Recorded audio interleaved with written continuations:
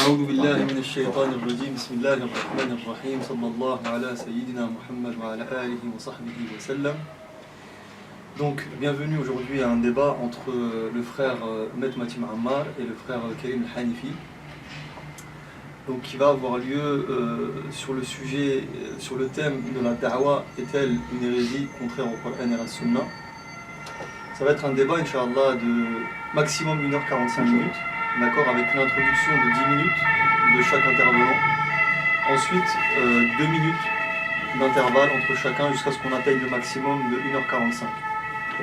Donc il y a des règles très très simples, alhamdoulilah, on est entre adultes, matures, donc aucune interférence entre les deux débatteurs pendant le débat. On termine, Inch'Allah, on laisse l'autre terminer, même si ça commence à bouillir et qu'on a des choses à dire. On attend, Inch'Allah, de toute manière vous pourrez répondre après.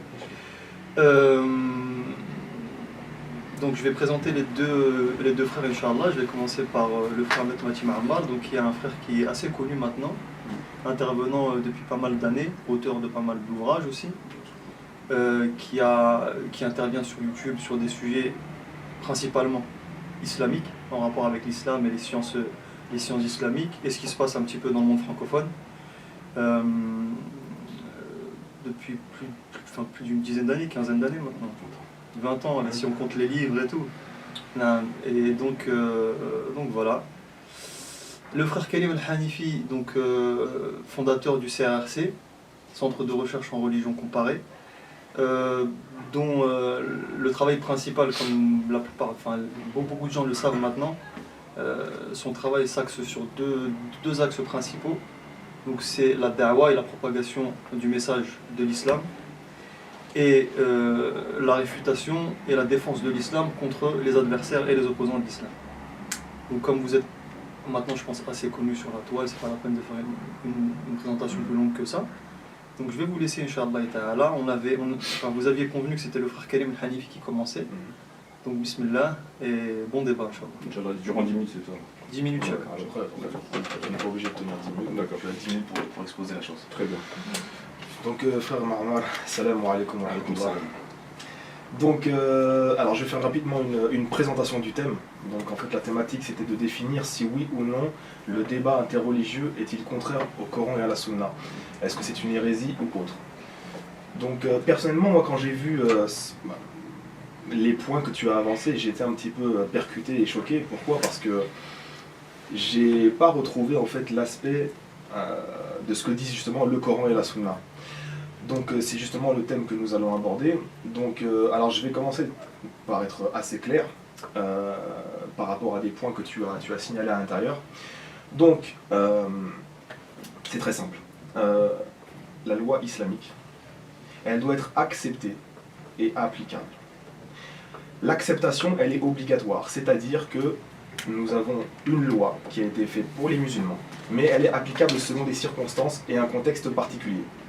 Autrement dit, dans la loi islamique, il y a des choses, comme par exemple les peines légales ou autres, qui ne s'appliquent qu'en terre islamique, et sous certaines conditions. Donc l'acceptation de ces choses-là est une obligation pour tout musulman. On n'est pas musulman si on rejette en fait la loi de Dieu, ce qui est logique, et d'ailleurs c'est pas une nouveauté, puisque comme le thème c'est interreligieux, donc on va aussi rapporter ce que les autres ont fait et ce qui les concerne, c'est-à-dire que les juifs ont la Torah. La Torah, c'est une loi qui a exactement les mêmes spécificités que nous. C'est-à-dire que c'est une loi qui est obligatoire. Si tu ne l'acceptes pas, tu deviens un mécréant. Tu es un apostat. Ensuite, elle est applicable selon des conditions. Donc il faut avoir un Sanhédrin, donc le tribunal correctionnel, on va y appeler ça comme ça, qui décide de la jurisprudence et de l'application, que ce soit des peines ou de la gestion d'autres choses, qui concerne le fiqh des enfants d'Israël. Ensuite, quand on est en dehors du Sanhédrin, en dehors de la terre d'Israël, quand il n'y a pas de temple, etc., on ne peut pas appliquer ces règles-là, donc on applique ce que l'on peut. Pour la question que les musulmans doivent être gouvernés par quelqu'un, c'est tout à fait normal. On n'a aucun problème par rapport à cette chose-là. Pourquoi? Parce que, comme je le répète tout le temps, la gestion en fait, de la communauté musulmane doit être faite par une personne. C'est tout à fait logique. Tout comme par exemple les chrétiens auparavant avaient un empereur. Cet empereur-là, c'est lui qui dirigeait par exemple le monde de Byzance. Et il y avait des une catégorie moindre qui gérait par exemple une contrée ou autre, etc. Donc tout ça, il n'y a pas de problème.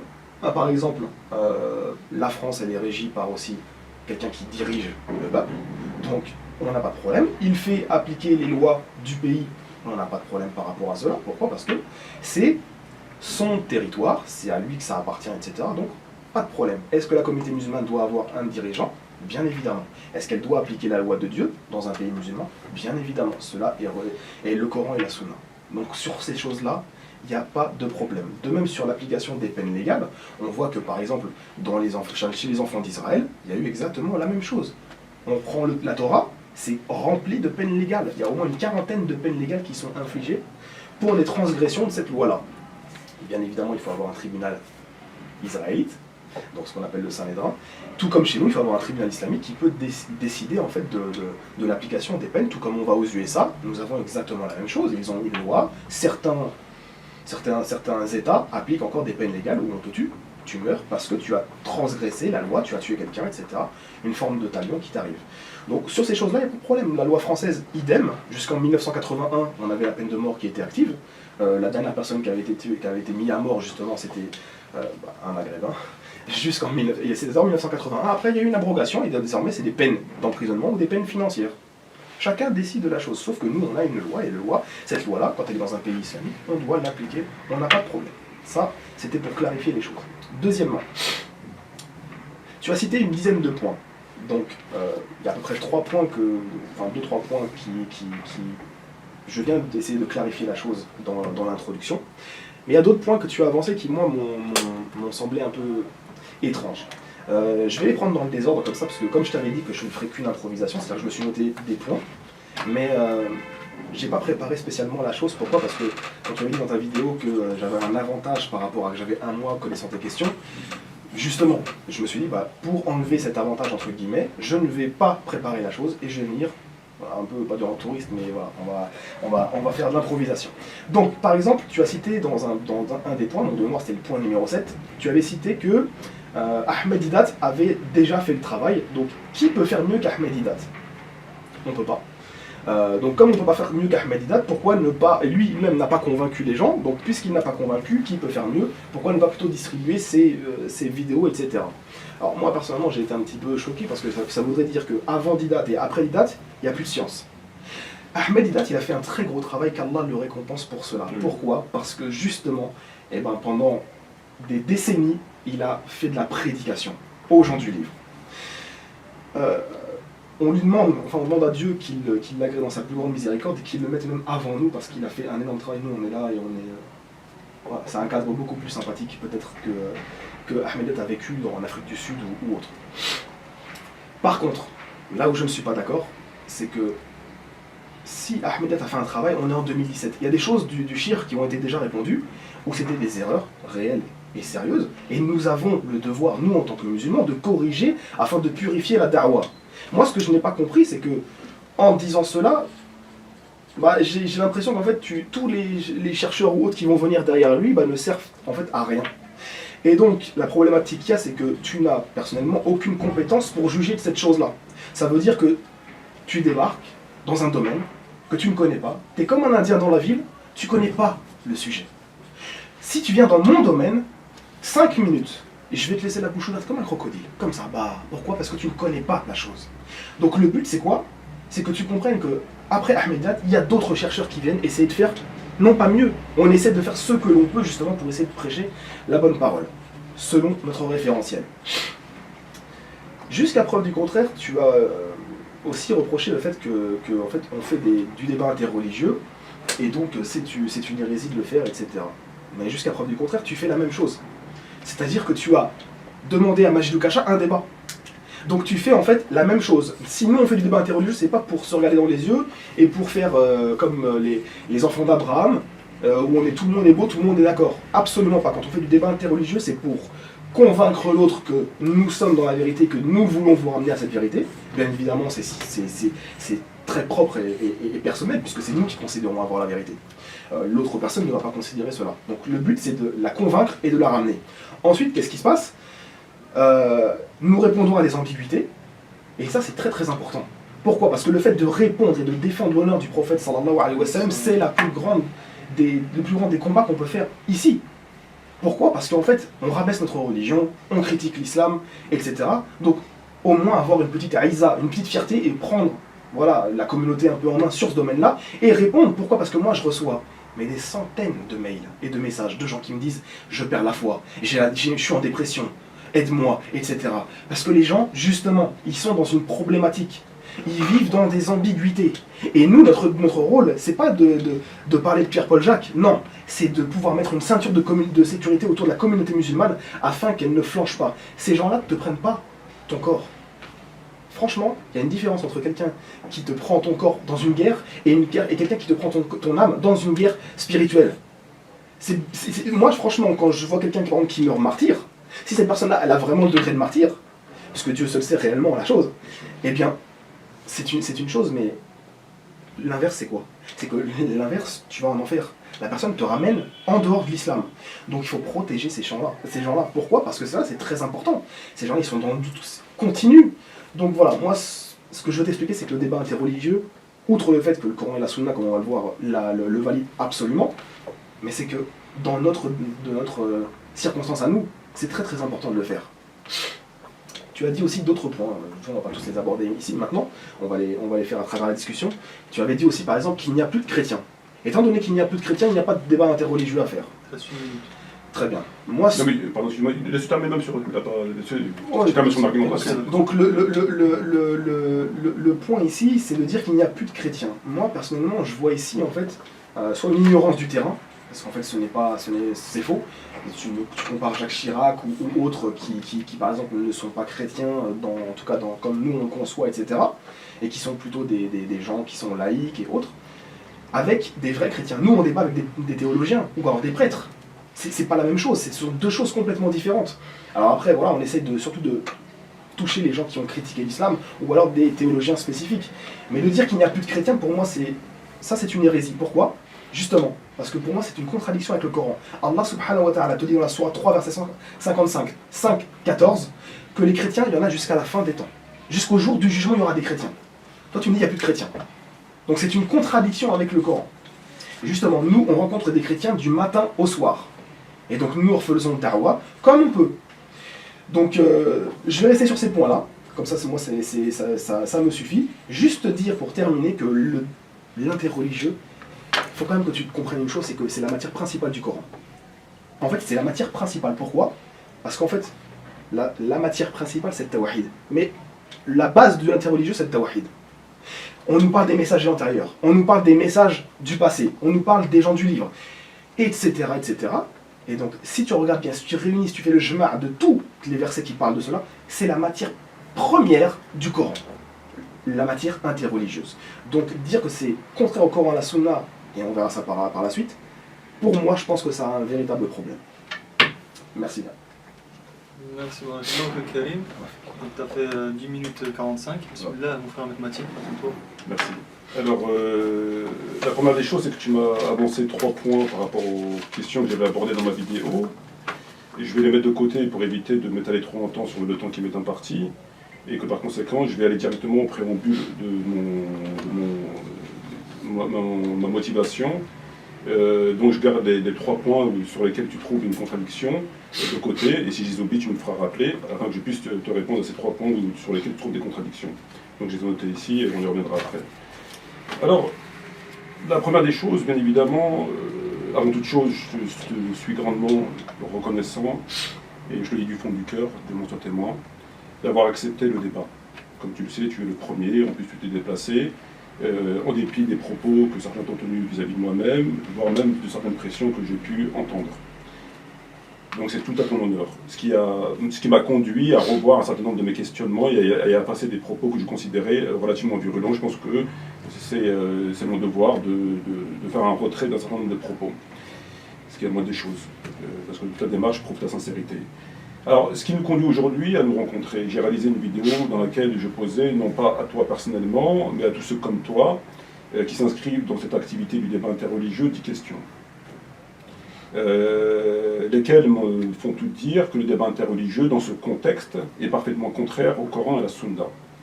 Ce qui a eu pour conséquence une réaction de ta part, laquelle s'est traduite par cette rencontre, et c'est tant mieux. Puisqu'en effet, nous savons que non seulement tu t'investis à titre personnel dans cette activité, et pas que, puisqu'à l'écoute d'une de tes vidéos, tu nous fais savoir que tu as ouvert le CCRC, donc le Centre de recherche en religion comparée. De plus, j'apprends à la lecture de ta biographie sur Facebook qu'à court terme, je le cite, le CRRC fournira un enseignement de qualité avec un cursus sur 5 ans, avec la dernière année déclinable en plusieurs pour les plus téméraires, via une plateforme e-learning, excusez-moi pour l'anglais, ouverte à tous, hommes, femmes, personnes âgées, musulmans et non-musulmans. Ouverture du site internet du CRC pour la même occasion. D'autres débats et démarrage d'une série de conférences sur les relations comparatives verront également le jour si Dieu veut, Inch'Allah. Il s'agit donc d'un engagement, selon qu'on puisse dire, total. Me concernant, autant que musulman, je parle d'un postulat qui est absolument très simple et unanimement reconnu par tous les musulmans, toutes tendances confondues, même ceux qui ont une tendance hérétique, mais sur ça tout le monde est d'accord, que Allah Azza wa Jal n'a créé les djinns et les hommes que pour qu'ils ne l'adorent. C'est le but de la création de Dieu. Or, cette adoration, d'après la compréhension des savants, elle se manifeste à travers le respect scrupuleux du Coran. Le respect scrupuleux du Coran nous impose de respecter ses obligations, ses interdictions, de ce qui est licite, de ce qui est illicite, fuir les grands péchés et enfin, autant que possible, les petits. En somme, respecter et faire respecter le livre de Dieu. En définitive, le but de l'existence du musulman se traduit par deux choses. Pourquoi nous sommes sur terre, le musulman et la musulmane, se traduit par deux choses. La première chose étant la satisfaction de Dieu, qui est très difficile à obtenir, et la deuxième chose étant le paradis, qui est à mon sens un niveau en dessous de la satisfaction de Dieu. Or, il se trouve que je considère que cette activité du débat interreligieux prive et dévie de ce pourquoi nous sommes musulmans. Plus grave, cela fait dévier les uns des autres pour au moins 4 raisons majeures. À savoir, la première des premiers points, comment nous expliques-tu, cher frère, au sens théologique du terme, le délaissement au nom de ton activité de notre devoir personnel, de base, c'est-à-dire la croyance, le statut. Donc on sait affaire à ce travail, on délaisse forcément l'activité qui nous est imposée par Dieu, Azza wa Jal, de la croyance de base. En d'autres termes, ce sur quoi nous serons inévitablement interrogés le jour des comptes. Comme par exemple la question du tawhid, qui comprend le chef des lois, etc., le fait de verser la zakat qu'on ne donne pas, le fait d'ordonner le bien, d'interdire le mal qu'on ne fait pas au sens étatique du terme, l'unification des rangs des musulmans, la fraternité entre frères et sœurs, l'application de la charia, le riba, le système commercial, etc., etc. En somme, tout ce que nous ne faisons pas, nous, aujourd'hui.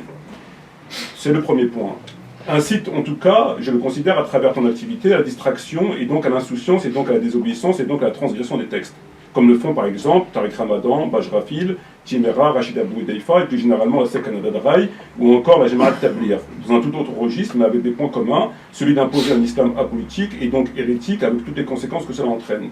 Le point commun de tout ce beau monde étant d'occuper l'espace musulman, afin de les distraire et donc de les détourner de l'islam étatique, et cela conformément à la volonté de leur employeur. Et donc finalement, faire tomber le maximum de frères et sœurs, d'abord dans la désobéissance au texte, et donc dans les grands péchés. Il se trouve que je considère que ton travail, malheureusement, et en dépit de ta sincérité, va dans ce sens. La mise en danger de la vie et l'honneur des musulmans, au sens où la situation dans laquelle nous vivons se profile dans un horizon malheureusement proche d'une troisième guerre mondiale, et nous ne sommes malheureusement pas en mesure de nous défendre compte tenu que nous avons abdiqué au sens étatique et politique de l'islam, ce qui a engendré notre impuissance aujourd'hui. Nous n'avons absolument aucune puissance militaire, économique, policière qui puisse défendre l'honneur des uns et des autres, et notamment des femmes et des enfants. Et donc si on ne s'affaire pas rapidement à essayer de revenir à cette puissance, en tout cas de pouvoir se défendre, il se trouve qu'on va être comme des agneaux dans ce qui se passe actuellement où les musulmans subissent à travers la planète.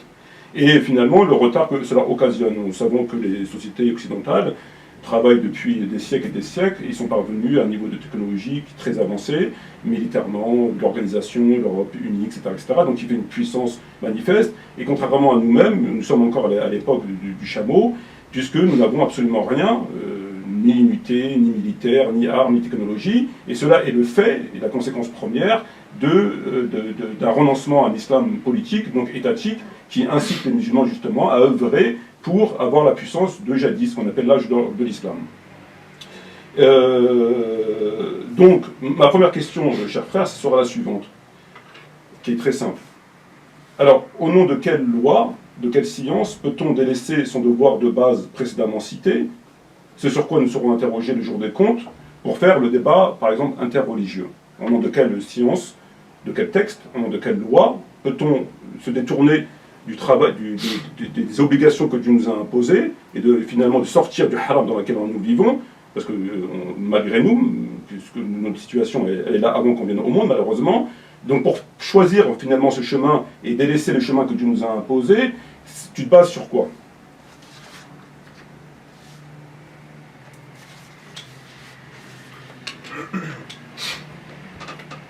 Ça y est? C'est bon? Ah oui, c'est bon. Ah ouais, d'accord, Encore ok. du temps, hein. Non, c'est bon, c'est bon. D'accord, c'est c'est que j'avais pas compris ça, ok. Ok, très bien. Donc, à partir de maintenant, c'est 2 minutes. 2 minutes À chaque fois. D'accord. Donc, pour reprendre les points, bon, on les reprendra après, puisque tu n'as pas répondu à ces choses-là. Donc, alors, déjà, nous ne faisons pas dévier les gens, en fait, de leur principe. Pourquoi? Parce que dans l'interreligieux, tu apprends énormément ton dîn. Parce qu'il ne faut pas croire qu'on enseigne Pierre-Paul Jacques. C'est ça qu'il faut que tu comprennes. Au contraire, quand tu reviens aux sources, parce qu'en fait les non-musulmans, eux, nous envoient des ambiguïtés. Donc ça, en fait, tu reviens aux sources principales pour pouvoir ensuite voilà, te revérifier ce que tu as, ton patrimoine, etc. Donc justement, tu reprends, tu as énormément, si tu me poses la question aux gens en général, l'interreligieux leur fait toujours monter leur foi. Pourquoi? Parce qu'en fait, ils se rendent compte qu'ils sont dans le haqq. Si tu apportes une bonne argumentation, si tu apportes de bons points, les gens, ça les rassure. Ça leur fait beaucoup de bien, justement. Et voilà, l'interreligieux n'a jamais été apolitique. Ça aussi, c'est une fausseté. C'est une fausseté. La preuve, regarde, quand je t'ai fait une introduction, j'ai été très clair. Et ces choses-là, même dans l'interreligieux, on en parle. La preuve, je t'ai même cité des choses interreligieuses. Pour pouvoir te parler de la gouvernance, te parler des lois, te parler de ci et de ça. Donc concrètement, en gros, ton point n'a pas vraiment d'impact sur la véritable nature du dialogue interreligieux. Donc on ne distrait pas les musulmans, bien au contraire. La priorité, sur quoi je me base pour dire, en fait, pour faire de l'interreligieux, en fait c'est très simple. Les Sahaba, avant, voilà, à l'époque, qu'on est passé de la Jahiliya à l'époque prophétique, eh bien, ils n'avaient ni application des lois, ni rien. Et donc, concrètement, on est dans la même situation actuellement. Et ils appelaient à Allah. Donc ça veut dire que s'ils appelaient à Dieu, nous-mêmes, on est en train de faire la même chose, selon le contexte et les circonstances. Et c'est ça la problématique que moi, je voudrais que tu comprennes. C'est-à-dire que ce qu'on fait, on le fait selon nos capacités.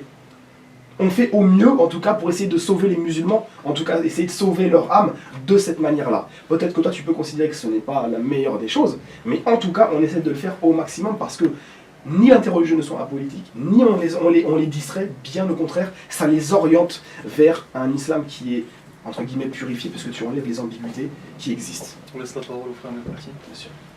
Alors, il me semblerait, frère, que tu n'as pas répondu à ma question. Ma question elle est très simple, c'est que nous, en tant que musulmans, on ne doit pas interférer dans les ordonnances coraniques. Il se trouve que nous ne sommes plus à l'époque de la Jahiliya, même si l'esprit est identique voire même pire, les statuts diffèrent de la statue voilà. Mais il se trouve que le Coran a été révélé, la phase mécoise et la phase médinoise a été révélée. Par conséquent, le Coran que nous avons, nous, on se doit de l'appliquer tel que nous l'avons. C'est-à-dire, il ne nous est pas permis de revenir à la mécoise pour X ou Y raison. Tout ce qui a été révélé, on doit l'appliquer maintenant. Il ne nous est pas permis de revenir en arrière, peu importe les circonstances. Donc ça, c'est pas, à mon sens, un argument qui puisse être... voilà. La question qui est posée, elle est très simple. Moi, je suis musulman. Mon but à moi, c'est de plaire à Allah, d'éviter les grands péchés. Les petits péchés, ça devient de plus en plus dur, mais en tout cas d'éviter les kaba'ir, notamment le shirk, etc., le fait de donner la zakat, etc. Et que dans le Coran, il nous est spécifié de façon très claire, de façon répétée, et aussi dans la Sunna, que le jour où on va mourir, Dieu ne va pas nous demander où je suis, comment est mon trône, etc. Il ne va pas nous poser de ces questions, il va nous interroger, ce sur quoi il nous a imposé la prière, le ramadan, le shirk, l'adultère, le zina, etc., etc. Et il se trouve que ce travail qui est fait, quand tu t'investis dans ce genre de travail, il te faut une autorisation qui puisse en tout cas te permettre de le faire. C'est-à-dire que rien n'empêche effectivement dans un État islamique sous un califat de débrancher, de laisser une délégation travailler en ce sens, si ça peut permettre justement des conversions. Je ne vois pas absolument aucune objection. Mais compte tenu de la situation dans laquelle nous vivons et que nous sommes tous, autant ici dans cette pièce, dans le haram jusqu'aux oreilles, et chacun y va de sa responsabilité, certains auraient dû dire s'en foutent, d'autres s'en foutent pas, d'autres en souffrent, d'autres sont partis en Syrie, d'autres partent où ils ont envie de partir. Pourquoi? Parce qu'ils considèrent que justement ils sont dans le haram. Donc la question qui est posée, elle est très simple, c'est que est-il acceptable que de dévier de cette voie et d'inciter les autres à dévier, puisqu'on les occupe, on les distrait par ce discours, comme le font Tariq Ramadan, Bajrafil et la SEC Canada Drai, ou les général Tabler, qui sont tous apolitiques, même si eux se disent politiques, mais leur islam qu'ils propagent, il est apolitique. C'est-à-dire qu'ils n'appellent pas à revenir aux lois, à l'État, etc. Ils sont politiques. Mais eux, dans leur discours de 20 ans, de 30 ans, ils sont apolitiques. Ils vont parler de tout ce qui est apolitique. Jamais dans la... Donc le problème, la question, elle est claire. C'est-à-dire que pour dévier de cette voie, c'est-à-dire ce sur quoi Dieu va t'interroger, il faut une autorisation. Il faut quelque chose qui puisse te permettre légalement de sortir de cette voie-là pour emprunter une autre voie. Ouais. Donc, la question elle est là, c'est qu'on ne l'a pas. Le problème, Karim, c'est qu'on ne l'a pas. Il est là le problème pour moi, c'est ça qui me pose problème. Très bien. Donc, en fait, ton point principal, c'est qu'au jour du jugement, on va être interrogé en fait sur des choses qui sont très importantes, etc.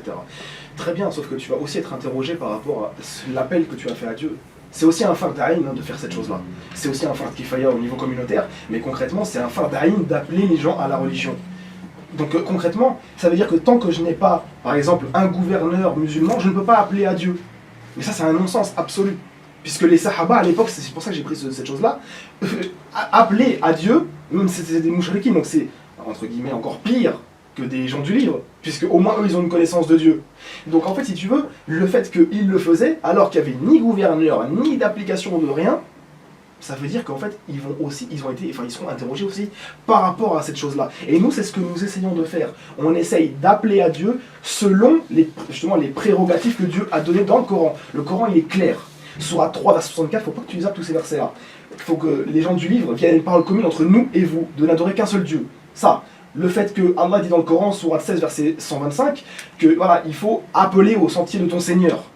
Le fait que Allah te dit dans la Sourate 29, verset 46, qu'il faut parler de la meilleure manière avec les gens du livre, sauf les injustes parmi eux. Sauf que voilà, les termes qui sont utilisés, c'est bien le terme jidel, jadala en arabe. Donc ça veut bien dire, voilà, tu m'apportes quelque chose, moi je te réponds, etc. C'est une discussion, mais qui n'est pas une discussion, les enfants d'Abraham.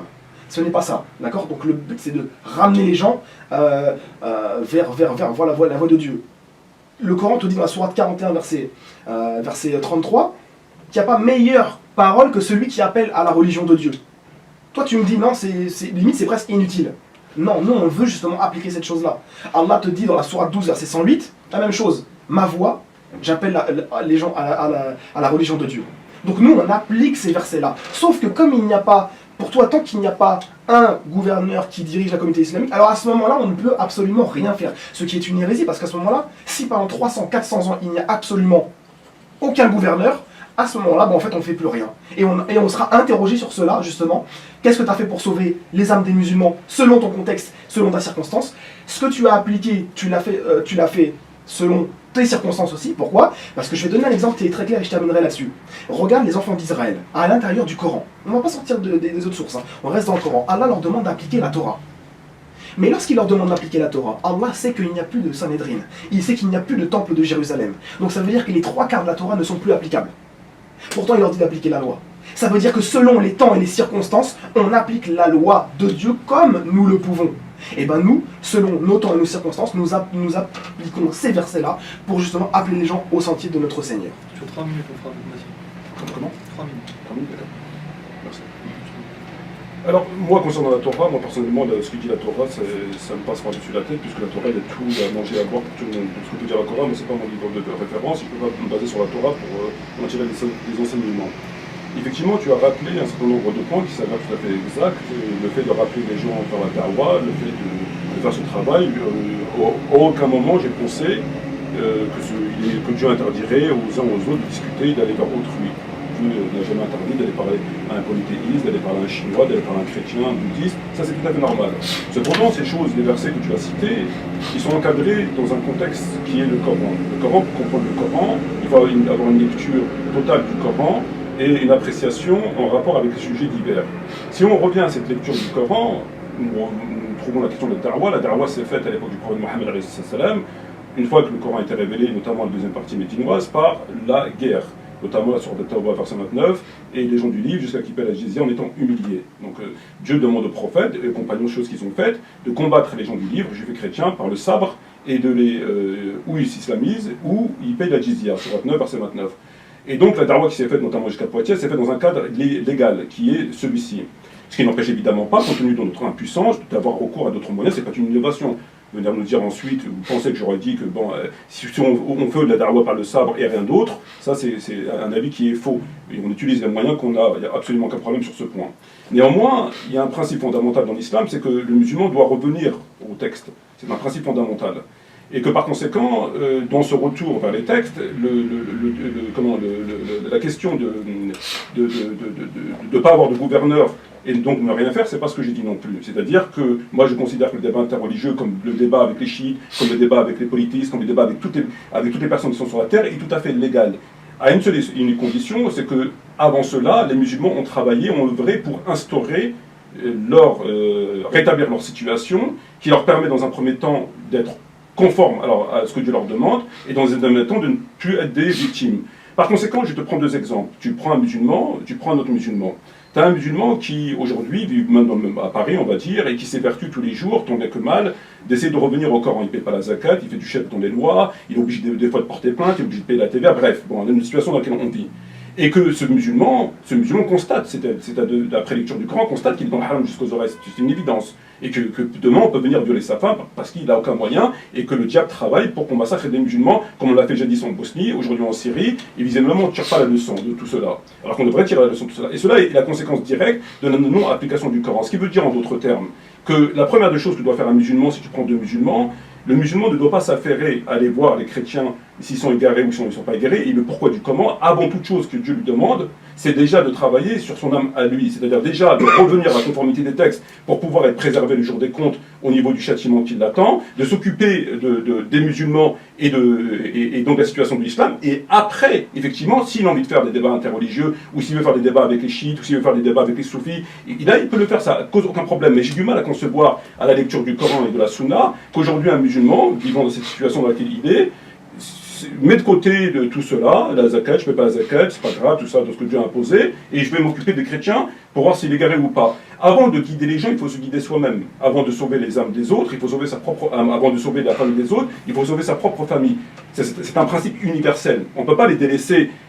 Par ailleurs, lorsque tu dis que par rapport aux chrétiens, aujourd'hui, nous avons 1,5 milliard de musulmans qui sont égarés au sens étatique du terme. C'est-à-dire qu'ils sont musulmans par là, ils cherchent à lui, il n'y a pas de problème, mais dans la pratique, ils ne pratiquent rien. Ils sont complètement à côté de la plaque le plus souvent. Complètement à côté de la plaque. Mais vraiment complètement à côté de la plaque. Donc, ces gens-là, ils sont plus importants que les chrétiens. Parce qu'eux-mêmes, comme il a dit le prophète parmi les signes de la fin du temps, des temps, il restera, tu l'as dit, des musulmans jusqu'à la fin des temps, il restera des chrétiens à la fin du temps, mais entre musulmans et musulmans, il y a une différence. Le prophète a dit dans des hadiths, dans des sentences, à la fin des temps, à la fin des temps, il y aura beaucoup de musulmans. Il y aura énormément de musulmans, mais sans aucune valeur. Les mosquées seront pleines, les cœurs seront vides, etc., etc. Vous suivrez les juifs et les chrétiens au point que si l'un d'entre eux rentre dans un trou des arbres. Donc le prophète nous a décrit cette situation du musulman nombreux, mais sans aucune valeur. Donc ça existe, mais on doit... Ouais, merci. Et on doit s'occuper, à mon sens, comme tout bon berger qui se respecte, de son troupeau avant de s'occuper des autres. Donc je vais m'occuper de la situation qui m'est personnelle à moi, de me conformer au livre, à ma famille, aux musulmans de chez nous, et après, effectivement, s'il y a possibilité de m'occuper des chrétiens, j'irai le faire sans aucun problème. Voilà. On va recadrer un petit peu le débat parce qu'à chaque fois vous débordez. Ouais, ça a commencé 2 minutes 30, 3 minutes, maintenant c'est 4 minutes. Donc Inch'Allah, maintenant je vais vous arrêter pile poil et je vais juste vous laisser finir votre phrase. Donc t'as 2 minutes. Ok, très bien. Donc moi en fait il y a vraiment un problème que je ne comprends pas. C'est le problème de fond. L'un n'empêche pas l'autre. Tu peux parler aux musulmans et leur expliquer les choses comme il le faut, et qu'à côté de ça tu fasses de l'appel à Dieu. En fait l'un n'empêche pas l'autre. Et ça c'est pour moi, c'est ça que tu ne comprends pas. Toi tu crois qu'en fait du matin au soir je suis avec ma petite Bible, j'avance dans les rues et je suis un témoin de Jéhovah. Absolument pas, c'est pas comme ça que nous on fonctionne. Peut-être que c'est comme ça que d'autres ont fonctionné, toi tu vois ces choses-là, et que tu nous classes tous dans la même catégorie. Absolument pas. Donc on fait les deux en même temps. Deuxièmement, tu m'as dit oui la Torah c'est pas mon problème, etc. Je t'ai pas dit ça. Je t'ai cité le Coran. Que le Coran te dit dans la Sourate Al-Maïda que les Juifs doivent appliquer la Torah. Mais comment tu veux qu'ils appliquent la Torah puisqu'il n'y a plus de temple, il n'y a plus de grands prêtres, il n'y a plus de Sanhédrin? Ça ne marche pas. Ça veut dire qu'ils doivent appliquer ce qui leur reste. Et bien de même, nous en Occident, on applique ce que nous pouvons. Mais comme je t'ai dit, rien n'empêche pas l'autre. Si tu veux appeler pour que les musulmans aient un gouverneur, comme par exemple, je sais pas moi, les Français vont appeler pour avoir un président, comme n'importe qui va vouloir appeler pour avoir quelqu'un qui dirige cette nation-là, il n'y a pas de problème. C'est pour ça que je te dis qu'en fait, il y a un problème dans la compréhension. Deuxième et dernier point, c'est le fait que tu tu es dit, parce que ça c'est dans ta vidéo, mais là tu l'as repris, mais il y a d'autres termes. Ça passe plus clair, mais personnellement, quand on voit la vidéo, ça m'a un petit peu choqué. Tu as dit, s'il y a une autorité, rien n'empêche que l'autorité envoie une délégation. Écoute bien ce que tu vas dire. Bien sûr. Faire mumuse avec les chrétiens. Alors si pour toi, faire de la da'wa, c'est faire mumuse, ça veut dire que pour moi, cette parole-là, après, ça engage peut-être que moi, c'est une parole de kufr. Pourquoi? Parce qu'Allah te dit, justement, là tu as pris en dérision un ordre, une ordonnance d'Allah subhanahu wa ta'ala qui te dit d'aller justement appeler les gens au Seigneur. Taïb, à ton tour. Écoute, moi je ne rentrerai pas dans ce qui est court ou pas court, parce que c'est un débat qui est complètement. Qui n'a rien à voir avec le sujet, puis c'est un débat assez grave de parler de couvre, mais si tu te penses, il n'y a absolument aucun problème. Encore une fois, ta ligne de défense consiste à nous expliquer que l'un n'empêche pas l'autre. Moi je veux bien l'entendre, ça ne me pose absolument aucun problème. Et si l'un n'empêche pas l'autre, alors je dis tant mieux. Et que Dieu te facilite ton travail. Il se trouve malheureusement que ton travail, comme je l'ai stipulé au début de mon préambule, c'est que c'est un travail à plein temps. Tu t'affaires à ce travail-là, et d'ailleurs pour reprendre une de tes phrases, tu as dit « J'espère rendre mon dernier souffle ainsi ». C'est ce que tu as dit dans ta biographie. Voilà. Donc là, on n'est pas dans un travail à temps partiel, on est dans un travail à plein temps. Et la chose, elle est très claire. C'est que le musulman qui va passer son temps à faire des débats interreligieux, à expliquer ce que tu expliques, et à faire comme Didat, rahimahullah, et donc à travailler à plein temps, et le musulman qui va s'affairer, je veux dire, tu ne feras rien de ton devoir, tu vas rester dans le shirk, tu ne vas pas donner la zakat, tu ne vas pas ordonner le bien, interdire le mal, tu ne vas pas appliquer la sharia, toute cette volonté, ce hamas que Dieu nous impose afin de pouvoir revenir au livre, parce que Dieu n'aime pas ceux qui ouvrent leur cœur à la mécréance, on ne le fait pas. Et ça, dans mon travail à plein temps, si moi j'avais constaté que c'est un travail à temps partiel, on ne serait même pas ensemble. Je veux dire, tu ne serais même pas là, je ne serais même pas là. Et ça d'ailleurs, la réponse par rapport à Majid Kasha, dans laquelle tu vois une contradiction par rapport à ce que je dis, d'ailleurs ça rejoint ce que je vais t'expliquer, c'est que Majid Kasha, moi je ne fais pas des débats interreligieux avec lui. Moi c'était juste une parenthèse qui tombe justement dans le sens que tu dis, c'est que j'ai vu qu'il a dit des conneries, je lui propose un débat, il ne veut pas, je passe à autre chose. Donc là, oui, c'est tout à fait légal. Ça, pour moi, c'est tout à fait acceptable. Mais être dedans complètement et ne pas faire ses obligations, c'est quand même grave. Ne pas donner la zakat toute sa vie, c'est une obligation. Le shirk, c'est une obligation. La faiblesse, leur donner le bien, la sharia, ça, on doit œuvrer. Et malheureusement, il n'y a pas grand monde qui œuvre. Donc on doit s'unir tous ensemble pour revenir à tout cela. Ça, c'est ce que Dieu va nous interroger le jour des comptes. Le jour des comptes, quand tu vas mourir, Dieu ne va pas te demander est-ce que tu as guidé un chrétien ou deux chrétiens. Dieu va te demander est-ce que tu as donné la zakat. C'est terminé? Fini. On a fini, 13 secondes. D'accord. Donc, le jour des comptes, ce qui est écrit dans le Coran, c'est que Dieu va demander est-ce que tu as donné la zakat, est-ce que tu as fait ceci, est-ce que tu as fait cela. Et ça, malheureusement, dans ce cadre-là, il y a plein temps, tu ne le fais pas. Malheureusement, tu dévies de la trajectoire par rapport à cela. Et c'est là où ça pose problème. Très bien. Donc, tu ne me connais pas pour dire cette chose-là. En fait, c'est ça le problème. C'est que tu te bases par rapport en fait, à des débats qui ont lieu une fois tous les peut-être 6 mois. Donc en fait, c'est un non-sens ce que tu dis. C'est des débats que je fais de manière occasionnelle. Par contre, faire da'wa, je le fais dès que je peux. J'appelle les gens au sentier du Seigneur sans omettre les obligations qui sont à côté. Ça, c'est ça le problème, c'est que tu fais des formes de calomnie sur les gens sans les connaître. Mais qui te dit que je ne paye pas la zakat? Qui te dit que je ne fais pas la prière? Qui te dit que je ne fais pas mes obligations? C'est ça la problématique. C'est que moi, je fais tout ce que je peux selon mon niveau et rien ne t'empêche toi de faire l'autre. C'est ça que je comprends pas en fait. Pourquoi justement l'inverse? Pourquoi ne pas être main dans la main? Moi je fais un truc, toi tu fais l'autre. On n'a pas de problème. Donc moi je dis, moi si tu as des positions que je respecte, on n'a pas de problème par rapport à ce que tu dis dans tes vidéos par rapport à certaines choses, ça je suis d'accord. Maintenant il faut que tu comprennes que l'un n'empêche pas l'autre. Et Didat, la problématique que tu as, n'oublie pas qu'il a fait un acte d'hérésie. Ah oui, il faut que tu le dises aussi, parce que tu dis rahimahullah. Mais toute sa vie, il a fait un acte d'hérésie. Il a ni appelé au khilafa, ni appelé au hudud, ni appelé à sharia, rien. Didat, rahimahullah, a commis un acte hérétique selon toi, et un acte haram, comme tu l'as dit dans ta vidéo. Je considère, selon moi, comme tu as dit, que appeler, faire du débat interreligieux, c'est haram. Et tu es devenu moufti, pour moi, ça n'a aucun sens. Tu peux pas rendre haram une chose qu'Allah a rendue halal. Là, par contre, c'est encore même plus grave. Allah te dit que tu dois appeler. Toi, tu me dis c'est haram. Moi, selon mes circonstances, ici, je fais l'appel. Voilà. 13-20 secondes. Ça va. Ok, à ton tour, mon frère. Alors, effectivement, je ne te connais pas, je t'ai jamais jugé. Moi, autant que simple être humain, je juge ce que j'ai devant moi. Et ce que j'ai devant moi, les éléments me disent clairement que tu t'évertues à t'investir à plein temps dans cette activité, notamment par l'ouverture de ton centre de recherche. Donc moi je constate tout simplement à travers la lecture des éléments qui sont tout à fait objectifs que c'est un investissement en plein temps. Alors si à côté de ça, tu trouves le temps pour faire autre chose, ma foi, le débat n'a plus de raison d'être si tu fais à côté de ça. Et c'est pas ce que je constate par rapport à ça. Pour question de la calomnie sur... non, je me préserve la calomnie ou de la mécréance. Si je l'ai fait, bien sûr, je me repens de ce... C'est pas ma volonté de le faire, je suis pas mufti, j'ai dit au préambule de ce débat que je suis un simple musulman. J'expose des idées, on me réfute, j'accepte, il n'y a absolument aucun problème. Par rapport à Didat, il a fait un acte d'hérésie sur le débat interreligieux. Et que moi, j'ai dit à côté de ça, rahimahullah. J'ai dit rahimahullah sur Albani et Fawzan. Et Albani et Fawzan ont des positions beaucoup plus choquantes que Didat, sur des choses extrêmement graves qui touchent au sang. Didat ne touche pas au sang. Ce qui ne m'a pas empêché de dire rahimahullah, parce que je considère que je préfère mettre en avant la miséricorde de Dieu sur des gens que je reconnais leur intégrité, leur statut de musulman, que ce sont des gens bien, mais qui malheureusement ont fait des choses qui sont contraires. Donc dans ce sens, je dis rahimahullah. A contrario, quelqu'un qui va tuer des musulmans, où il se trouve très clairement que c'était un hérétique, etc., il n'y a pas de rahimahullah. Donc je le dis pour Didat et je le dis pour Albani, malgré que je suis totalement en désaccord avec beaucoup de choses d'Albani, des choses beaucoup plus graves que Didat. C'est ce qui explique ma prière sur lui. Concernant la zakat, quand tu me dis je ne te connais pas, et que par conséquent je ne peux pas savoir si tu fais la zakat ou pas, il faut savoir que la zakat est un impôt étatique. C'est une obligation de le verser à l'autorité islamique, où le prophète Mohammed envoie des percepteurs pour prélever cette zakat et la mettre dans le trésor public. C'est un peu le trésor public qu'on a aujourd'hui. Et que par conséquent, notamment Bakr al-Radarano, quand les apostats ont refusé de payer la zakat, il les a combattus par 11 détachements à la tête de Khalid Walid, al-Radarano, pour justement les obliger à payer la zakat au califat. Donc tous les musulmans aujourd'hui on va dire sur la planète ne payent pas au sens légal la zakat. Ils la donnent, ils bidulent aux associations, l'UIF, machin, bidule chouette. Je te laisse finir, mon frère. Merci. Mais au sens légal, ils ne payent pas la zakat. Donc c'est pour ça que quand je te dis, je ne te fais pas un jugement d'attention, moi-même je ne paye pas la zakat, on ne paye pas. C'est au sens que la zakat est un impôt étatique, c'est tout. Voilà.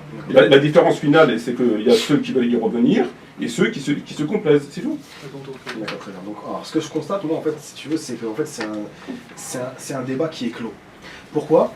Parce qu'en fait, étant donné que je suis sur les deux tableaux et non pas sur un tableau comme tu veux essayer de me le faire sur moi-même, enfin me l'appliquer, bah en fait le débat il est clos. Parce que selon toi en fait, il faut bien comprendre tes mots parce que tu t'exprimes pas forcément de manière non ambiguë. Donc si je fais du débat interreligieux, mais que je passe pas du matin au soir, toute ma vie, chaque mois, chaque année, à faire cette chose-là, et que je fais aussi ce qui est à côté, donc en fait il n'y a plus de débat, à avoir. Et bah, c'est ce que je fais. Donc concrètement, il n'y a plus de débat à avoir, donc ce débat-là, en fait, il est clos.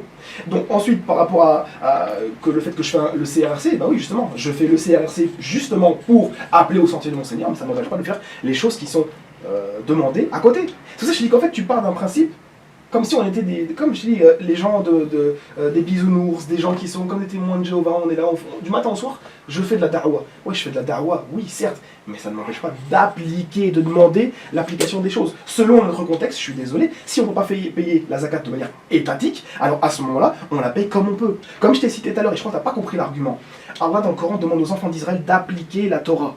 Mais il n'y a pas la possibilité d'appliquer la Torah de manière légale. Donc il leur demande d'appliquer la Torah en sachant que ce n'est pas possible. Soit on va dire que Dieu se trompe, ce qui est impossible, mais non, selon le temps et les circonstances, ils appliquent ce qu'ils peuvent. Et bien de même, nous c'est pareil. Moi je suis en France, je fais ce que je peux pour appeler les gens au sentier de mon Seigneur, je fais mon maximum pour payer la zakat, même si elle n'est pas de manière étatique, elle est quand même faite selon des conditions qui nous restent.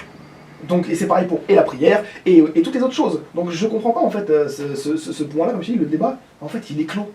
Il est clos parce qu'en fait tu t'adresses à des gens qui peut-être par exemple font des choses comme ils vont avec coexistent. Je sais pas si tu vois c'est qui coexister. Ouais, c'est un groupe en fait où tout le monde se serre la main, tout le monde est les chrétiens, les juifs, même les athées, tout le monde rentre dans la danse, on fait des câlins, on fait des bisous, etc. Ça n'a jamais été notre cas. À toi, mon frère. Écoute, moi je demande absolument qu'à te croire. Et je remets pas en question ta parole, mais il se trouve que c'est soit ta page Facebook ou les activités de site ou tes propos que tu as tenus, que tu veux marcher sur les pas de Didat, etc. Donc c'est la voie que tu as vraisemblablement choisie. Moi je ne peux que constater, mais je ne veux pas faire de procès d'intention, bien évidemment, que tu t'affaires uniquement à ce genre de travail.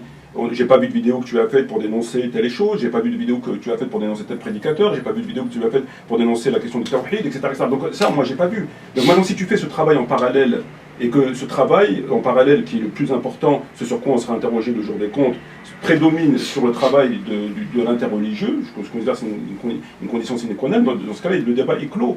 Le débat est clos. Maintenant, quand tu parles de ne pas pouvoir appliquer la Torah, et qu'on fait ce qu'on peut, évidemment, c'est ce que j'ai dit au début, c'est-à-dire que nous, aujourd'hui musulmans, il y a deux catégories de musulmans. Il y a des musulmans qui se complaisent dans cette situation, c'est-à-dire que quand on leur dit que voilà, il y a telle et telle transgression, ils se complaisent, ça ne les dérange pas. Et tu as des musulmans qui, eux, s'évertuent de revenir.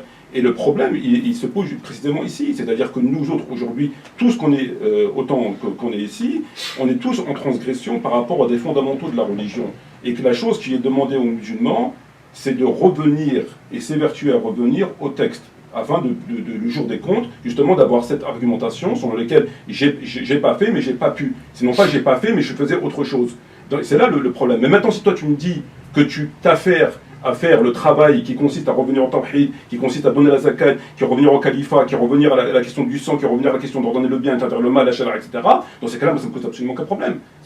Pour moi, le truc, il est parfaitement clair. Mais malheureusement, Karim, à la lecture des éléments qu'on a, c'est pas ce qui transparaît.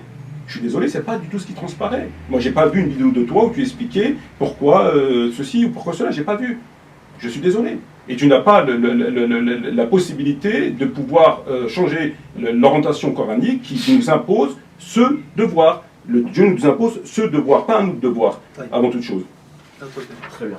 En fait, là, tu rentres dans ce qu'on appelle le raïb, c'est-à-dire que tu fais une forme de, entre guillemets, un procès d'intention sur une chose dont tu n'as aucune visibilité. Moi, tu as de moi la face visible de l'iceberg, mais tu n'as pas la face cachée puisque tu ne sais pas ce que je fais dans ma vie. Donc, à partir de ce moment-là, tu ne peux pas juger la personne. Et le problème, il est là, c'est que tu vois, parce que j'ai une page Facebook qui appelle à une certaine chose, moi, j'ai aucun problème à faire cela puisque c'est ce que Allah me demande.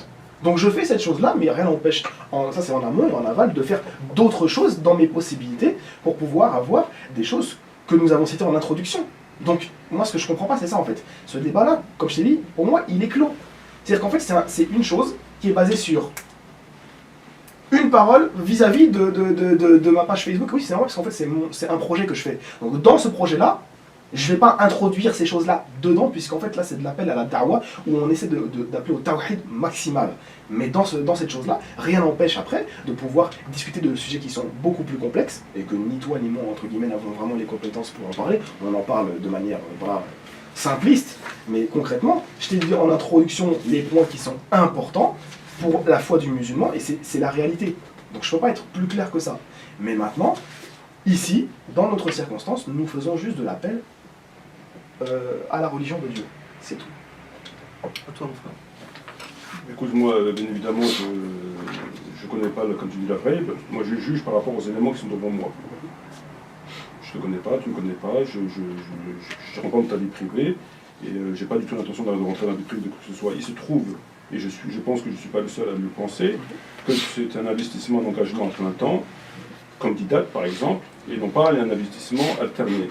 Et par conséquent, si c'est un investissement à plein temps, c'est contraire aux éléments que je t'ai donnés, du pourquoi nous sommes sur Terre, qu'est-ce que Dieu nous impose, etc. Ça dévie de ce point. Alors, si la personne dévie elle-même de ce point, comme d'autres gens peuvent dévier pour différentes raisons, à la limite, on va dire ça le regarde. Mais le problème, c'est lorsqu'on occupe un espace et qu'on attire les gens vers cette activité, cette discipline, ça occupe l'espace et ça distrait les gens. Ça distrait les gens de leurs obligations. C'est-à-dire que les gens, c'est exactement dans la même rubrique que j'aimerais établir, qui prêche des très bonnes choses, qui sont conformes à la sunna, et qui est, dans sa pratique, apolitique. Ou comme Tariq Ramadan, qui dit des choses parfois vraies, mais dans sa pratique, notre problème, il est là. C'est qu'aujourd'hui, on prend une partie du livre, on laisse l'autre partie du livre. Et que cette partie manquante du livre, qui nous impose l'étatique, l'application de loi et le retour vers les pas du prophète, plus on s'écarte du prophète, plus logiquement on est censé revenir vers le prophète, c'est un principe fondamental, il n'existe pas, il est là le problème. Et occuper les gens avec ce genre de discipline, ça cause un réel problème. Parce que c'est un travail qui est fait de façon mis en première ligne, et ça distrait les gens. Et le fait que ça distrait de leur devoir, ils vont être interrogés sur ça. Ils vont être interrogés sur la zakat, sur le tawhid, sur le sang, sur la fraternité, etc. etc. Et que demain, il y a une guerre qui avance à très grands pas, on n'a rien. Donc, merci. Et donc, voilà, c'est là où ça me cause un problème. À toi, Camille. Très bien. Mais en fait, on va être interrogé sur tout. C'est sur l'ensemble que tu vas être interrogé. Tu vas être aussi interrogé par rapport en fait à faire da'wah. Et le problème, il est là. C'est moi, je pourrais. En fait, ce que tu me reproches à moi, je pourrais te le reprocher aussi à toi. C'est-à-dire que tu me reproches de ne pas faire un en visible, mais par contre, tu ne me connais pas à l'extérieur. Et par contre, moi, je pourrais te dire, bah toi, tu fais que d'un côté, mais tu fais pas l'autre. Moi, je t'ai pas vu appeler les gens, enfin les chrétiens, je t'ai pas vu les appeler. Je t'ai pas vu leur faire da'wah. Et c'est où? Donc sinon, à part le petit débat proposé à Majid Kacha, qui était pour répondre aux ambiguïtés, moi c'est ce que je fais aussi à plein temps. Je réponds aux ambiguïtés pour essayer de sauver, entre guillemets, les âmes des musulmans pour pas qu'ils apostasient. Les ambiguïtés te font apostasier. Ça, il faut bien le comprendre. Et cette protection qu'on essaie de faire, on le fait à plein temps, certes, mais cela n'empêche pas de faire le reste. C'est ça que j'essaie de t'expliquer depuis le début. Et moi, pour moi, c'est un débat qui est clos. Allah nous interrogera sur toute chose. Il ne faut pas dire, ouais, il nous interrogera sur zakat maintenant. Il va nous interroger sur toute chose. Et moi, dans ma capacité actuelle, je vais être interrogé sur ce que je peux faire. Et ce que je peux faire, c'est par exemple de faire da'wah. Si j'ai la possibilité de le faire, je le fais. Si j'ai la possibilité de protéger l'honneur des musulmans, je le fais. Si j'ai la possibilité de défendre l'honneur du prophète sallallahu alayhi wa sallam, je le fais. Donc ça, c'est un truc, moi, que bah, tu ne fais pas. Donc si tu le fais pas, je pourrais te dire, bah, tu vas être aussi interrogé sur ça, etc. Et on s'en sort pas. Donc si tu veux, non, moi c'est comme je t'ai dit, pourquoi ne pas faire une main de collaboration, façon de parler, dans le sens que occupe-toi de ce que tu fais, tu continues, et moi je continue de ce que je fais, et voilà, aucun problème. Alors, moi personnellement, je n'ai pas du tout l'intention d'appeler les chrétiens à quoi que ce soit, parce que je considère, et preuve à l'appui, que ce n'est pas une obligation pour les musulmans, que d'appeler les chrétiens à ce débat interreligieux. Moi, si je dois appeler les chrétiens, je le ferai conformément à la sourate 9, verset 29, et jusqu'à ce qu'ils paient la jizya en étant humiliés. C'est la règle que nous impose le Coran. Dieu ne nous interrogera pas sur est-ce que tu as appelé les chrétiens ou pas. Dieu va t'interroger, et là-dessus c'est parfaitement clair, sur ton devoir qui t'a imposé. Ce devoir n'est pas imposé, c'est un devoir que Dieu nous demande de faire en plus si on peut le faire. On peut appeler n'importe qui à l'islam, il n'y a absolument aucun problème. Par ailleurs, si je devais appeler des gens, si demain je devais dévier et appeler des gens, moi je constate quoi? Je constate un fait qui est très clair. Ma propre âme est égarée, je dois me réformer, et j'essaie de me réformer. Ma famille est égarée, je dois la réformer. Mon troupeau est égaré, je dois m'en occuper. On a 99,99% des musulmans sunnites qui sont, comme on sait, qui sont les musulmans d'Akhir Zaman, qui sont comme on sait. Et donc, si je devais appeler quelqu'un à l'islam, ben, je commence par moi-même, ma famille et nos frères et sœurs qui sont complètement égarés. Et puis s'il me reste du temps, j'ai parlé avec les chrétiens, s'il me reste encore du temps, les juifs, et puis après les bouddhistes, et après qui voudra m'entendre, je l'appellerai. Mais l'inversion de ces valeurs qui nous sont prescrites dans le Coran et dans la Sunna sont claires. C'est celles-ci les valeurs, c'est celle-ci, celle-ci, celle-ci, celle-ci. Et le problème, c'est que là, on n'assiste pas à ça, on assiste à une mise de côté de sa personne, des musulmans sunnites, et toute la problématique, et parler avec les juifs et les chrétiens, et notamment les chrétiens, pour leur expliquer pourquoi ils sont égarés. Et ça, effectivement, en ce sens, comme ça cause un problème. Maintenant, quand tu proposes de faire un travail en commun, si demain, moi j'ai quelqu'un, par exemple, qui fait ce travail-là, mais qui le fait, et je constate par moi-même qu'il le fait de façon, en ses heures supplémentaires, entre guillemets, moi je ne pose même pas la question. Pour moi, c'est clair, il a le droit, bon, il fait son travail, il a le droit de temps en temps de faire. Ça ne cause aucun problème. Je te laisse finir. Voilà. Au même titre que quelqu'un qui fait par exemple avec les chiites. Les chiites sont beaucoup plus présents dans l'islam et causent beaucoup plus de problèmes aux sunnites, etc., dans le débat qui les concerne. Et donc, il serait plus logique de s'occuper avec le débat chiite qui est intérieur. Et que si quelqu'un fait des choses avec les chiites et qu'à côté de ça doit faire son travail que je dis, ça ne me cause pas de problème. Maintenant, si c'était complètement son travail à lui et qu'il fait que des débats avec les chiites toute la journée et qu'il fait que ça et qu'il se détourne complètement de lui, là, ça me cause effectivement un problème. C'est pas conforme. D'accord. Tu m'as dit qu'en fait, c'est preuve à l'appui que le débat interreligieux en fait n'est pas demandé, c'est pas une des prérogatives du musulman. Moi je te dis preuve à l'appui, et déjà je voudrais savoir quelle preuve tu utilises. Deuxièmement, preuve à l'appui, bah moi j'ai le contraire. Le Coran, 5 versets te dit d'appeler les gens qui sont juifs, chrétiens ou même général à la voix de Dieu. Donc qu'est-ce qu'ils ont? Ils sont abrogés ces versets-là? Ils sont circonstanciels? Il faut que tu m'expliques ces choses-là. Moi j'applique ces versets-là. Si je ne peux pas appliquer les autres, bah, je les applique pas. Pour l'instant je ne peux pas les appliquer. Donc je ne les applique pas. Ensuite, par rapport à le fait, voilà, il faut être clair. Dieu, en fait, sa voix, ça a toujours été la même. On revient donc chez les enfants d'Israël, donc les juifs, ou chez les autres. Dieu révèle un message qui doit être suivi, appliqué, et comme on peut, de tout temps. D'accord ? Maintenant, la problématique, c'est selon les circonstances. Je te donne un exemple. Par exemple, le prophète Daniel, et sur lui, il s'est retrouvé en fait dans une situation qui était identique à nous. Le temple de Jérusalem, comme nous le dit le Coran dans la Sourate 17, a été détruit une première fois, à part Nabucodonosor et son armée. Ensuite, on se retrouve en fait avec Daniel qui est exilé. Et il a été déclaré juste, nous dit le texte de l'Ancien Testament, même si pourtant c'est pas un dalil, mais c'est juste pour te donner en fait l'esprit. Il a été déclaré juste parce que il appelait à Dieu et il faisait tout ce qu'il pouvait selon la circonstance. Et c'est ce qui s'est passé pour les enfants d'Israël quand ils n'avaient plus de temple. Ça veut dire quoi? Ils vont tous en enfer? Non. Ça veut dire que même nous, on a plus de gouvernance, c'est pas grave. On fait au moins ce qu'on peut pour pouvoir nous sauver et sauver les gens qu'on peut. Moi, le fait que je sauve, entre guillemets, les âmes des musulmans qui vont apostasier, c'est un grand combat. C'est un grand combat. Et si tu considères que ce n'est pas un grand combat, c'est que tu n'as pas l'amour de la communauté. Au contraire, perdre son âme, c'est très très très important. Et le fait de les couvrir, essayer de leur apporter des réponses, parce qu'il n'y en a quasiment pas des réponses, d'accord? Et bien le fait de leur apporter des réponses, ça leur permet de pouvoir être rassurés et de revenir justement, comme j'ai dit depuis le début, l'interreligieux leur fait monter leur foi. Une fois qu'ils ont la foi qui est montée, ça ne les empêche pas de faire le reste. À ton tour, Mathieu. Il est vrai que la question de l'apostasie est un sujet très préoccupant et qu'il est parfaitement louable que d'empêcher des gens d'apostasier. Mais il se trouve que nous avons 99% des musulmans qui n'ont pas apostasié, mais qui sont dans cette situation d'apostasie. À travers des textes qui sont parfaitement clairs, notamment le tawhid, de la zakat et plein de sujets, non seulement en situation d'apostasie, mais en situation d'insécurité totale. Parce que je pense que le sang du musulman, malheureusement, c'est que le début. Et par conséquent, il me semblerait tout à fait judicieux et tout à fait conforme au texte que je travaille dans le bon sens. C'est-à-dire que moi, je suis en situation d'apostasie, et je vais m'efforcer de sortir de cette situation d'apostasie.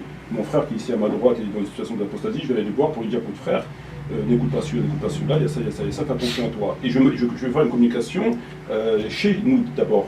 Et ensuite, encore une fois, le problème il est encore là, c'est dans l'inversion des valeurs, c'est que ensuite, si on a le temps, parce que ce n'est pas une prérogative ni une obligation dans l'islam, d'appeler toute l'humanité à l'islam. De préférence conformément au Coran, c'est-à-dire par l'expansion de l'islam, mais bon, c'est pas, malheureusement, on n'est pas dans cette situation, et puis je trouve tout à fait légal d'utiliser d'autres moyens. Et donc, mon problème vis-à-vis de cette question du débat interreligieux, et ce que je reprends à Vidat, il est là, c'est que la personne elle est en situation d'apostasie, il ne fait pas de tawhid, il est soumis à des lois, il fait du shirk, il ne donne pas la zakat, il leur donne pas le bien, il a ses frères qui peuvent se faire massacrer à tout moment, etc., etc. Et il met ça de côté, puis il va aller voir les chrétiens en leur disant, écoutez, voilà, vous êtes à côté de la plaque, voilà. Ça, c'est pas normal. Ça, c'est pas normal. Ça, c'est acceptable dans deux conditions. Où la personne a fait ça en ses heures où elle estime, parce qu'elle aime bien, on peut essayer, il n'y a aucun problème. Ou alors elle fait ça sous l'autorité d'une autorité qui est déjà établie et qui considère qu'il n'y a pas besoin que tout le monde aille faire le djihad, qu'on peut faire des délégations ici et là pour faire telle et telle chose, parfaitement légale. Mais de là à délaisser le problème, cette situation, de s'occuper des apostats qui peuvent apostasier, alors que nous on a 1 milliard de musulmans qui sont en situation d'apostasie, ça me cause un véritable problème. Mais j'avais deux questions en fait. La première c'est, si on est tous en situation d'apostasie, donc si on meurt tous comme ça, on va tous en enfer?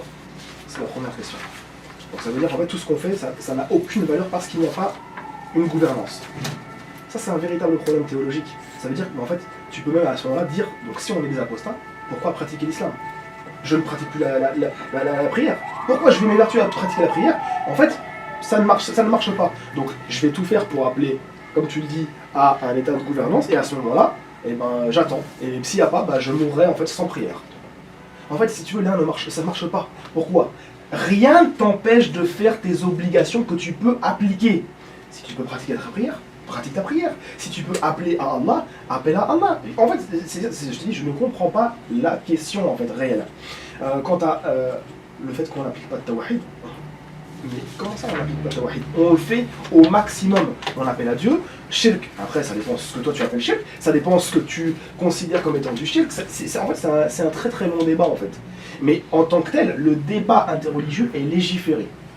C'est-à-dire, Allah t'a dit de faire jidel avec les gens du livre et avec les gens en général. C'est ce que nous faisons.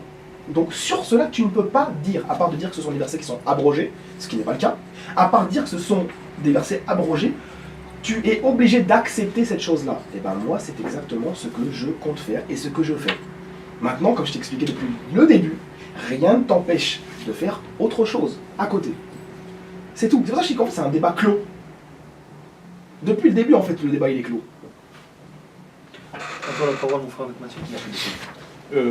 Concernant l'apostasie des musulmans, non, c'est pas ce que j'ai dit que nous sommes dans une situation d'apostasie qui est manifeste et incontestable. Ça me semble tout à fait clair, et pas qu'une fois. Il y a encore une distinction très importante qu'il faille faire, et si on ne la fait pas, on transgresse la législation sur ce point, c'est que tu as le musulman qui vit au même endroit, dans le même lieu, dans les mêmes conditions, sous les mêmes autorités, exactement pareil, deux hommes. Tu as un musulman qui se complaît dans cette situation par le fait de l'insouciance, par le fait de faire autre chose, par le fait de... En fait, il fait ce qu'il veut. Bon. Et tu as l'autre musulman qui, devant Dieu, Dieu sait ce qu'on a dans notre cœur, se dit, bah, c'est pas normal, je ne paye pas la zakat. C'est pas normal, je suis soumis à des lois qui façonnent. Et c'est pas normal le sang de nos frères. C'est pas normal, c'est pas normal. Moi, j'ai le Coran et je vois que c'est pas normal. Bon, je vais m'efforcer de revenir. Et puis, notre gros problème, c'est qu'on nous a imposé des hérétiques qui, tous les jours sur Internet, sont là pour dire, voilà, français, machin, etc., intégrez-vous, etc. Enfin bref. Ils écartent les gens. Ils ont tout à fait détruit le côté étatique de l'islam. Donc, il y a une différence fondamentale entre faire celui qui se complaît et celui qui ne se complaît pas. Maintenant, pour la question du débat légiféré, le débat, encore une fois, et je ne l'ai jamais remis en question, je ne le remettrai jamais en question, ce serait débile de ma part, on peut discuter avec tout le monde, on peut discuter avec tout le monde de l'islam. Dieu t'a jamais interdit de parler à qui que ce soit. Cependant, les versets que tu cites sont dans un cadre précis, on ne peut pas les extraire, on ne peut pas faire un prélèvement et les appliquer comme ça n'importe comment. Comme la zakat par exemple, Dieu dit donnez la zakat, bah, il m'a dit donner la zakat, tiens la zakat, il faut la paix. Non, c'est pas comme ça. Dieu dit donner la zakat, on a une législation qui nous explique comment donner, combien donner, à qui donner, quand donner. Donc c'est la même chose. Le débat légiféré sur la question de ce que tu fais, c'est pas du tout interdit. Néanmoins, encore une fois, et je le rappelle, il est évident, il est établi que Dieu nous a imposé un devoir, comme la prière, il nous l'a imposé. Il t'a imposé la prière, tu ne le veux pas, tu dois prier. Tu ne pries pas aujourd'hui, tu prieras demain, dans d'autres conditions. Il t'a imposé le ramadan, etc., etc. Et parmi ce devoir-là, malheureusement, on a caché, on a détruit tout un côté qui correspond à ce que je viens de dire. Donc, merci beaucoup. Donc, ou bien, il y a deux solutions qui s'imposent à nous autres aujourd'hui. C'est ou bien le constater, acter et intervenir, et faire de notre mieux, ou bien ne pas le savoir et ce qui est une faute, ou bien le savoir et dire on verra ça demain, à sa façon. Et dans ce cas-là, pour moi, les deux sont complètement fautifs. C'est là la différence fondamentale. Toute la différence, ça se pose là pour moi. D'accord. Là, on a 1 heure de débat. Si vous voulez, on fait une pause. Ou sinon, on continue. Non, pour moi, c'est bon. Ok. Très bien. Donc en fait, si tu veux, c'est une problématique, je pense, soit dans le concept ou soit dans les termes. En fait, j'arrive pas à comprendre le problème. Comme je t'ai dit, l'un n'empêche pas l'autre. C'est-à-dire que le fait que tu pratiques le débat interreligieux, mais que rien ne t'empêche de faire le reste à côté de tes obligations, à ce moment-là, il n'y a pas de problème. Et c'est même demandé par Dieu. Assieds-toi et ça. Et c'est même demandé par Dieu. Donc en fait, si tu veux, tu me dis oui, donc ça veut dire que tant qu'il n'y a pas de gouvernance islamique, bah en fait on ne peut rien faire. Et ça pour moi c'est une chose qui n'a jamais existé. Quand il y a une gouvernance islamique, ça nous permet de faire les choses de la meilleure des manières. Si la gouvernance est de bonne qualité. Mais par contre, quand il n'y a pas de gouverneur, eh ben, nous faisons ce que nous pouvons. Maintenant qu'une personne qui se complaît là-dedans et que ça lui fait plaisir, par exemple de ne pas être sous une loi, la loi islamique ou autre, à ce moment-là, là c'est un vrai problème. Parce que là, ça veut dire qu'il rejette la loi de Dieu et il préfère une loi des hommes. Là, c'est problématique. Mais quelqu'un, jusqu'à preuve du contraire, et j'espère faire partie de ces gens-là, qu'Allah me donne la sincérité, c'est que, vous tous aussi d'ailleurs, c'est que nous essayons de ne pas faire partie de ces gens-là, dans le sens que Dieu nous a révélé une loi comme il a révélé des lois aux autres auparavant, et nous voulons son application, mais son application ne se fait pas dans un terrain comme ici. Donc puisque la chose ne se fait pas ici, eh bien déjà, ce qui serait bien, c'est que les pays dits musulmans, eux-mêmes déjà, reviennent à la chose. Nous, on est dans un territoire qui est complètement différent, c'est le fiqh des minorités. Ce sont deux choses différentes, et ici, l'une des conditions, c'est d'appeler à Dieu. C'est une des conditions pour rester en Dar al-Kufr, entre guillemets. Toi la parole, mon frère.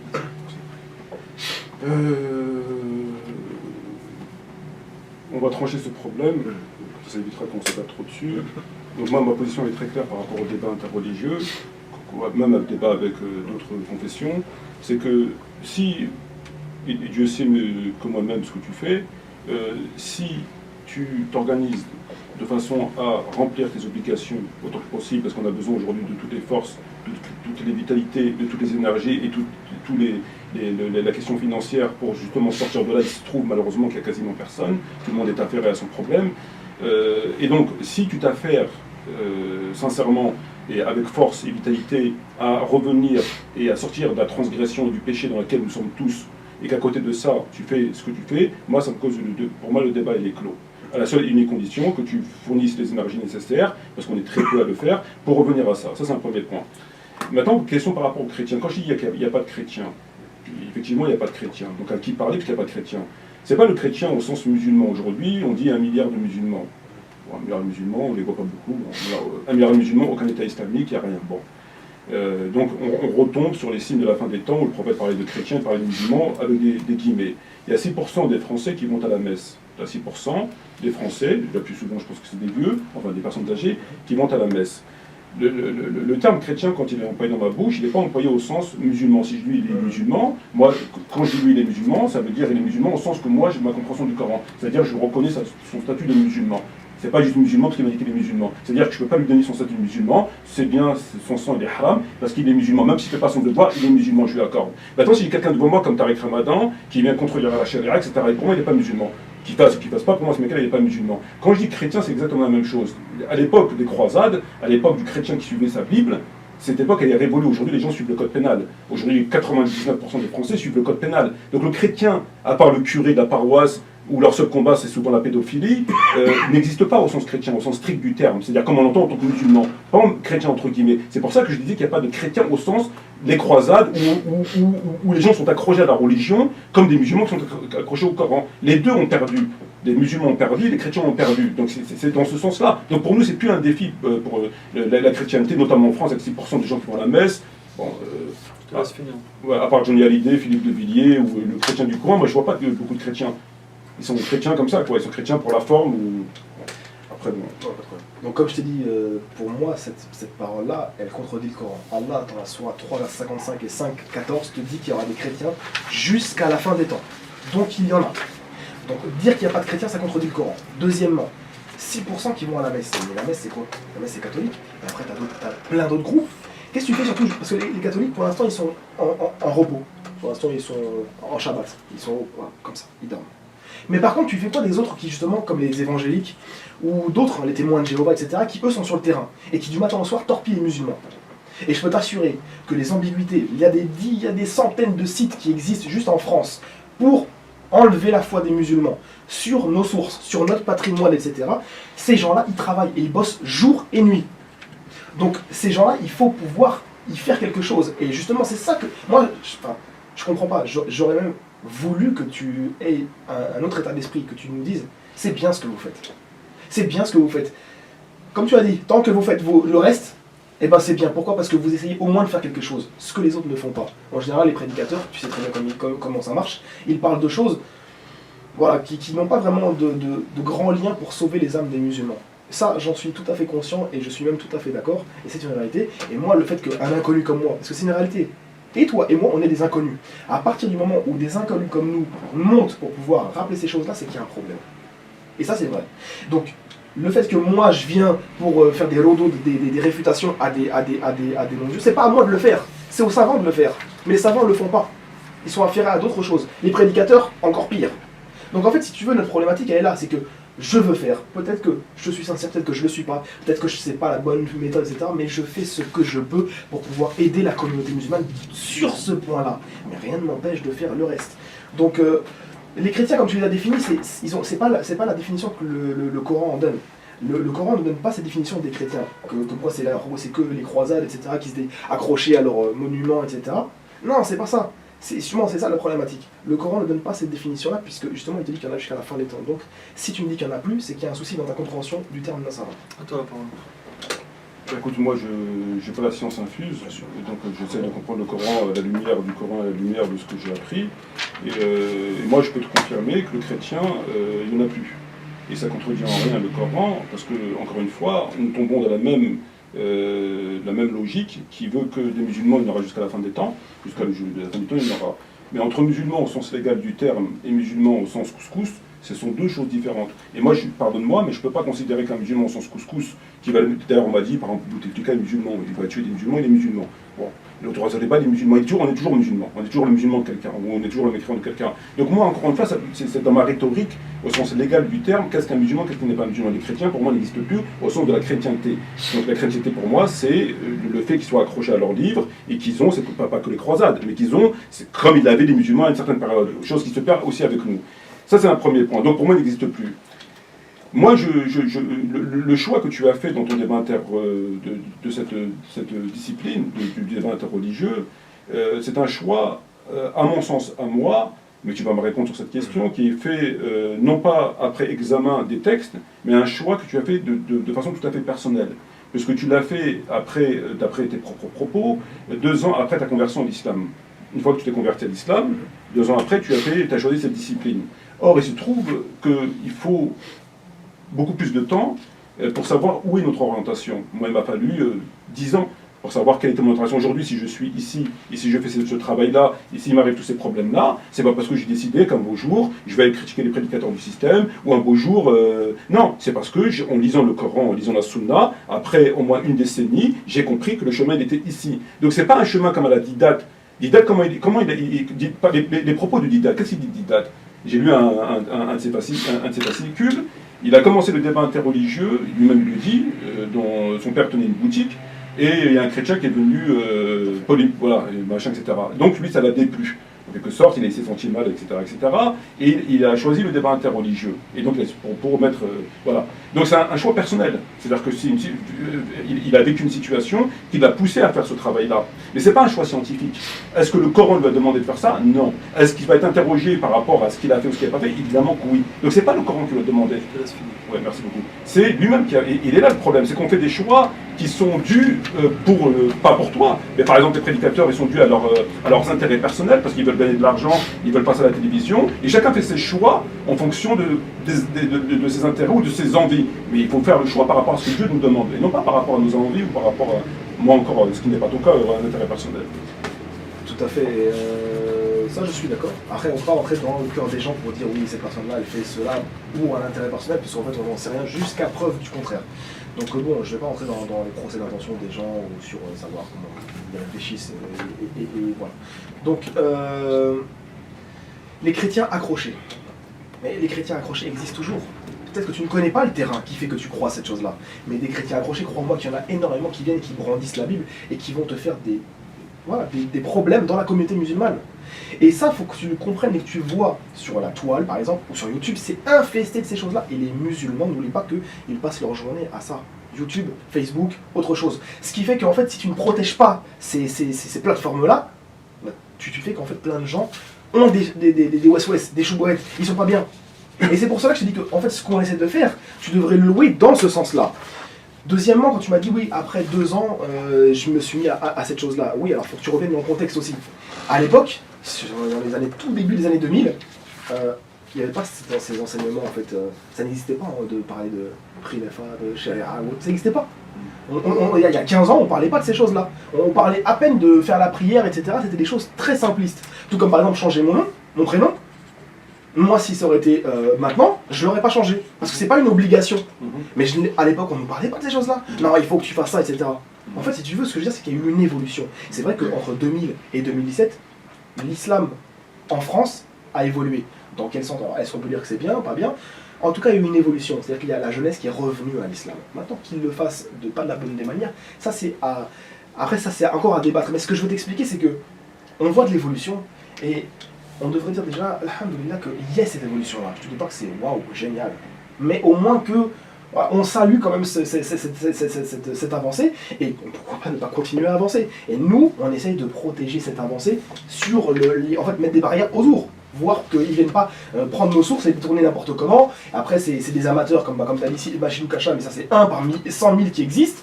Et puis après, tu as les savants qui font la même chose, donc c'est-à-dire les universitaires qui, c'est pareil, ils font des livres, ils font plein de livres, et donc après les gens les lisent, etc. dans les universités, où c'est que des ambiguïtés sur l'islam, tu passes à la télé, c'est que des ambiguïtés sur l'islam, etc. En fait, on est persécuté mentalement, spirituellement et intellectuellement du matin au soir. Ça, c'est une réalité. Et donc, il faut essayer de combattre cette chose-là de la manière dont on peut. C'est ça que j'essaie de te faire comprendre depuis le début, sans empêchement des autres choses. À toi la parole, mon frère Mathieu. Bah, encore une fois, je t'ai dit, moi, la question, pour moi, elle est tout à fait tranchée. Tu es musulman, tu es de confession musulmane, tu es censé observer un devoir qui t'est imposé par Dieu, tu es censé de t'occuper comme tout berger de ton troupeau, et le troupeau, crois-moi qu'il est vaste, et bien à côté de la plaque. Et il se trouve que si on délaisse cette évidence, on fait un très mauvais choix. Alors si on délaisse cette évidence pour faire ce que tu dis, et je te crois sur parole, que c'est un travail en parallèle d'un travail de premier plan, moi là encore une fois ça ne me cause aucun problème. Si c'est le cas, ça ne me cause aucun problème. Je ne vois pas d'inconvénient à ce que quelqu'un qui fait ce travail-là fasse des débats avec les chiites, fasse des débats avec les hindous, fasse des débats avec qui il veut, ça ne me cause absolument aucun problème. Mais encore une fois, la seule condition qui me semble indispensable, c'est encore une fois de ne pas oublier son âme, de ne pas oublier l'âme de sa famille, de ne pas oublier l'âme des sunnites, des 99% des sunnites qui sont complètement à côté de la plaque, et surtout des dangers à venir. Si on s'occupe de ça avec l'énergie nécessaire et la force nécessaire, et qu'à côté de ça, on fait des débats interreligieux, ou on fait autre chose, pas forcément des débats interreligieux, ça ne me cause absolument aucun problème. Aucun, mais vraiment aucun. Et ça, j'ai toujours dit. Donc en fait, si on résume, donc le débat, entre guillemets, il est un peu clos. C'est-à-dire que tant que tu fais ce que en fait, le Coran et la Sunna te demandent dans les deux sens, à ce moment-là, il n'y a pas de problème. Il n'y a plus de problème. C'est ce que j'essaie de faire. Donc, mais par contre, là où je ne suis pas d'accord avec toi, c'est sur cette définition de dire qu'il faut absolument une gouvernance pour pouvoir faire de la prédication. Ça, pour moi, ça n'a pas lieu d'être.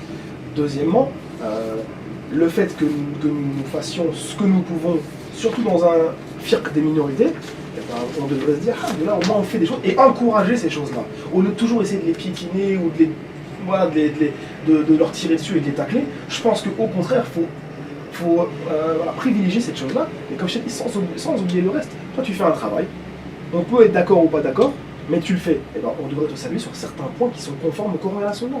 Tout comme si moi je fais des choses qui sont conformes à la Sunna par rapport à ce point-là, on devrait saluer. Mais chacun fait ce qu'il peut. C'est-à-dire qu'en fait, l'un n'empêche pas l'autre. La main de collaboration, je parle au niveau de chacun fait ce qu'il peut dans son contexte, et c'est à ça que moi j'appelle. C'est ça que moi je te dis. Pourquoi toi tu ne t'occuperais pas d'un truc et moi je m'occupe d'autre chose. Et puis chacun fait ce qu'il a à faire. Mais sans oublier chacun d'autre. Toi, s'il y a l'occasion de parler de débat interreligieux, tu en parleras. Et si j'ai l'occasion de parler d'autre chose, moi je le ferai aussi. C'est ça que je te parle depuis le début. Peut-être que tu nous as classifiés parmi les gens qui ne faisons que du débat interreligieux, mais c'est faux, c'est une fausseté sur notre personne. Et absolument pas. Nous faisons exactement ce que Dieu demande. Nous appelons les gens du Seigneur, et lorsqu'on les appelle, on leur explique les choses. Voilà. En fait, c'est même pas nous qui l'expliquons. Dieu l'explique. Tu prends le Coran, tu le lis. T'as pas besoin en fait d'aller lire 1 milliard de livres. Tu prends le Coran et on te dit, le Coran est clair, tu dois appliquer la loi de Dieu, tu dois ci, tu dois ça. Ça c'est clair, tout le monde le sait. Après que tout le monde ne le fasse pas, etc., ça c'est autre chose. Et après il y a les mauvaises conceptions aussi.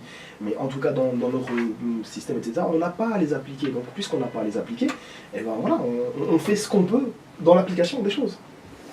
J'espère que tu as bien compris en fait le truc. Moi, encore une fois, ma position, elle est claire. La seule condition qui puisse justifier d'avoir une discipline parallèle, qui nous, dans ce cas-là, ne nous détourne plus de notre devoir, puisque nous le remplissons en amont ou sous aucune autorité qui est tout à fait légale, ou sous l'autorité qui nous donne l'autorisation de le faire, la question ne se pose plus. Parce que lorsque tu as une autorité qui est établie et que cette autorité te dit, écoute, toi tu peux faire telle chose, moi je m'occupe du reste, comme dit dans le Coran, il dit, il est inutile que tu montes à au jihad, c'est pas la peine. Si d'autres peuvent rester pour apprendre aux gens, ça ne cause aucun problème. Donc, dans l'hypothèse, il y a deux schémas possibles. Il y a l'hypothèse d'une autorité établie. Bon.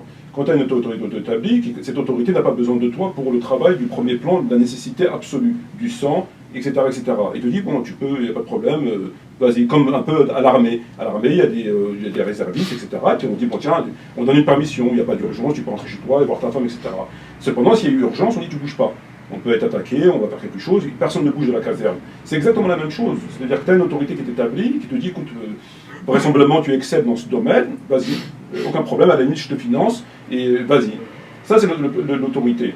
Donc tu peux ne pas faire ton devoir qui est lié aux autres conditions, qui est commun, mais avec l'autorisation d'une autorité qui, elle, s'en occupera. Voilà. Si on n'est pas dans le cas d'une autorité, et qu'on est dans la situation dans laquelle nous vivons, donc il n'y a pas d'autorité, là, les conditions changent. C'est-à-dire que d'abord tu dois faire tout ce que tu peux dans le sens de ce travail-là, ce sur quoi tu vas être interrogé au jour de compte, et les gens que tu vas amener avec toi sont aussi avec toi, tu vas être interrogé sur les gens que tu vas amener sur ce chemin, et donc si tu le fais avec force, vigueur, etc., le débat est clos, il n'y a absolument aucun problème, voire même si tu le fais avec des gens que eux le font et que eux te disent, machin, etc., etc., donc il y a une convergence et il y a une stratégie qui a été mise en place, dans ces cas-là, si le calife, enfin si l'autorité est assez intelligente pour comprendre que, bon ben voilà, après on ne va pas rentrer dans les détails, ça ne sert à rien.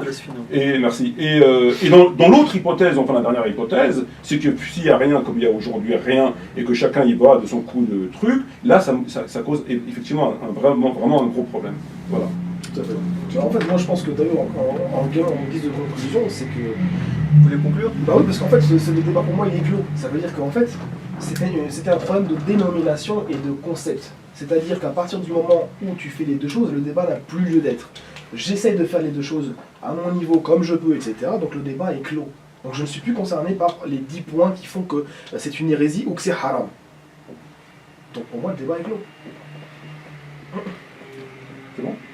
C'est comme vous voulez. C'est toi qui tu veux continuer hein? Non, je réponds. Non, si lui, moi je le prends sur parole, j'ai pas à remettre en doute sa parole. S'il remplit ces conditions-là que j'ai avancées, il n'est pas concerné par la question. Au même titre que si lui, par exemple, Karim fait des débats avec une secte quelconque, les soufis ou peu importe, et qu'à côté de ça, il remplit des conditions ou de l'autorité qui l'autorise, ou lui-même le fait, ou en convergence avec une organisation qui lui permet, le débat est clos. Il a l'autorisation, à la limite, c'est l'autorité qui prend la responsabilité si au lieu de le mettre sur le front Est, ils l'ont mis sur le Sud, et sur le Sud, il n'y avait personne, et qu'ils se sont fait massacrer, c'est la responsabilité de l'autorité. Ça ne me cause absolument aucun problème. Le problème, encore une fois, comme je l'ai dit dans les vidéos, ça concerne le délaissement de ce travail-là, du retour au califat, appelons l'autorité, parce que le califat c'est devenu péjoratif, donc de ce retour à l'autorité, de la zakat, du tawhid, etc., etc.